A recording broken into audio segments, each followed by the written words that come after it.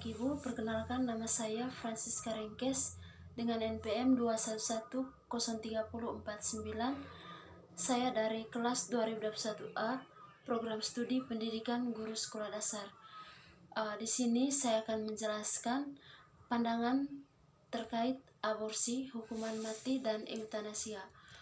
Yang pertama, aborsi. Menurut pandangan saya sendiri, saya tidak setuju dengan melakukan aborsi, di mana kita berfokus pada perlindungan hak hidup janin yang dianggap sebagai manusia yang memiliki hak asasi yang sama dengan orang dewasa.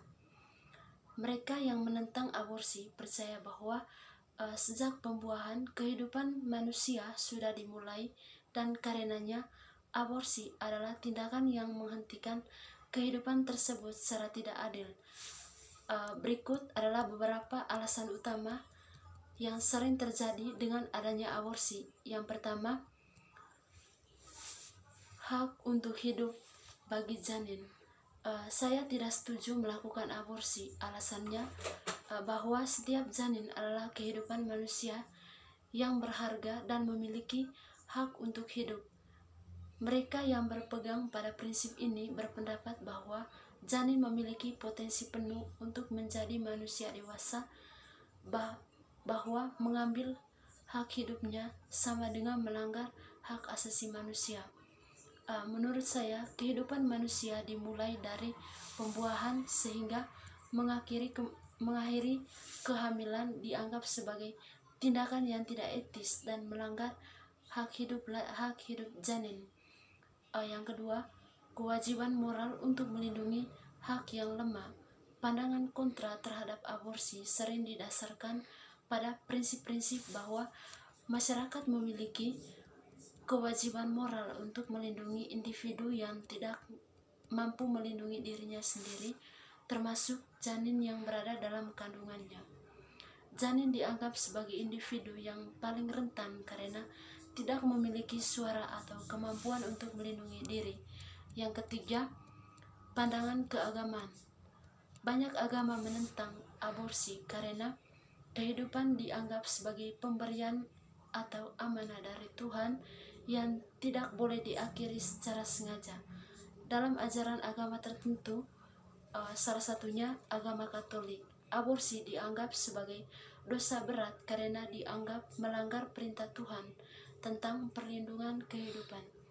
Banyak penganut agama yang kontra terhadap aborsi percaya bahwa manusia tidak berhak menentukan kapan kehidupan dimulai atau diakhiri, dan aborsi dipandang sebagai tindakan yang dapat mengakhiri nilai-nilai keagamaan tersebut. Yang keempat, alternatif.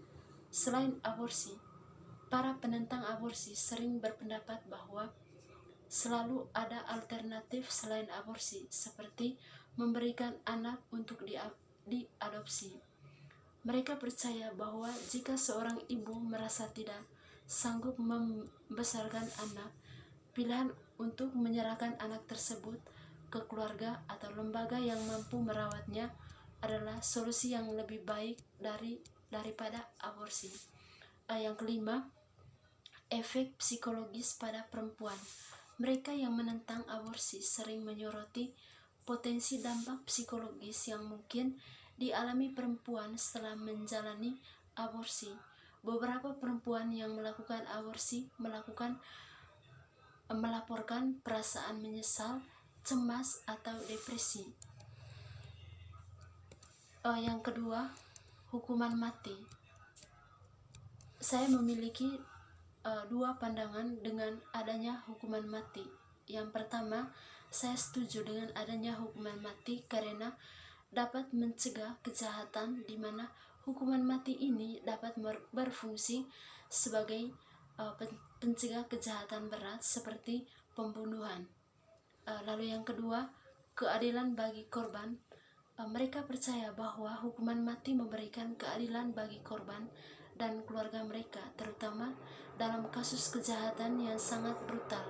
Tetapi di sisi lain, saya tidak setuju dengan adanya hukuman mati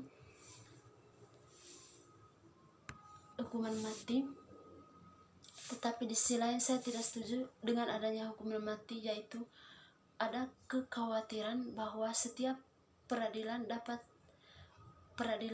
dapat salah menghukum orang yang tidak bersalah, yang mengakibatkan kematian orang tidak bersalah.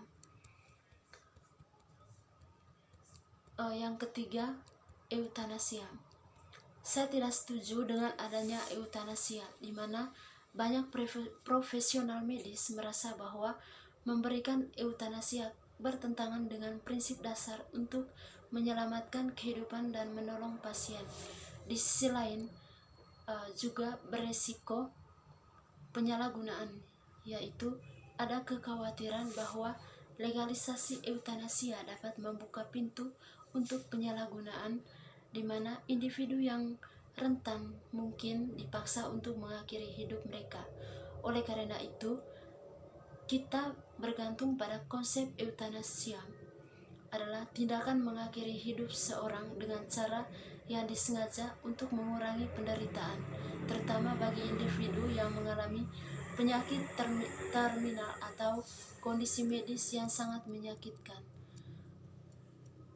Kesimpulan dari ketiga materi, secara keseluruhan, aborsi, hukuman mati, dan eutanasia adalah isu-isu yang mencerminkan perdebatan tentang hak, moralitas, dan etika dalam konteks kehidupan dan kematian.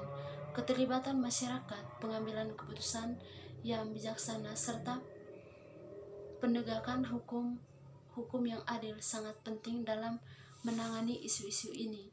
Dialog yang terbuka dan saling menghormati antara berbagai pandangan dapat membantu menciptakan kebijakan yang mempertimbangkan nilai-nilai kemanusiaan dan hak-hak asasi sambil menjaga martabat dan kesejahteraan individu.